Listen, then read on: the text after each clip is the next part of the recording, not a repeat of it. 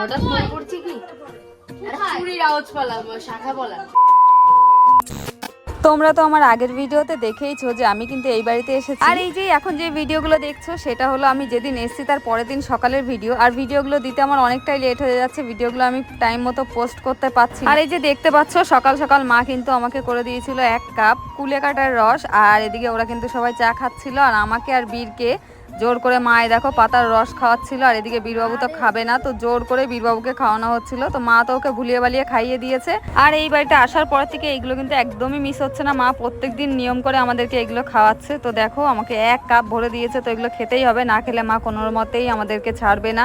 তো এখানে চুপচাপ খেয়ে নিচ্ছিলাম, কিছু করার নেই, কারণ খেতেই হবে। এই পাতার রস তো আমার একদমই খেতে ইচ্ছা করে না, কিন্তু এখন বাধ্য হয়ে খেতে হচ্ছে। তো আমারটাও শেষ হয়ে গেছে। তারপরে আমি বীরবাবুকে জিজ্ঞাসা করছিলাম, বাবা এটা খেতে কেমন? আর বীরবাবু এখানে দেখতেই পেলে হাত দিয়ে দেখাচ্ছিল যে ভালো। তো এখন কিন্তু অনেকটাই বেলা হয়ে গেছে, আর বোন এদিকে রান্নাঘরে গেছে। ও কি রান্না করছে চলো সেটাই দেখাবো তোমাদেরকে। তো চলো রান্নাঘরে যাওয়া যায়। যেই বোন রান্নার দায়িত্ব নেয়, তো সেই বোনই আজকেও রান্নার দায়িত্ব পালন করছে। এই যে দেখো আজকে কিন্তু বেশ ভালো গরমও পড়েছে, আর এই গরমের মধ্যে আমার বোন কিন্তু সকাল থেকে রান্না বান্না শুরু করে দিয়েছে। আর ওই কিন্তু রান্না বান্নার দায়িত্ব তো নেয়, সবাই জানো, গরম পড়ুক বা শীত পড়ুক রান্না বান্না তো করতেই হবে, আর রান্না বান্না করে তো খেতেই হবে, কিছু করার নেই। তো বোন তো এখানে রান্না বান্না সকালেরটা করে এখন আবার রান্নাঘরে চলে এসে দুপুরের জন্য রান্না বান্না করতে। আর এখন এই রান্নাটা করবে আমার বোন, আমার ছেলের আবদারের রান্না, মানে ও আবদার করেছে এটা খাবে, তো সেটাই বোন বানাবে এখন। আর এখানে দেখো মাও কিন্তু বোনের হাতে হাতে গুছিয়ে দিচ্ছিল সবকিছু। আর কি করবে সেটা তো তোমরা দেখে বুঝতেই পারছো যে ও কি রান্না করতে যাচ্ছে।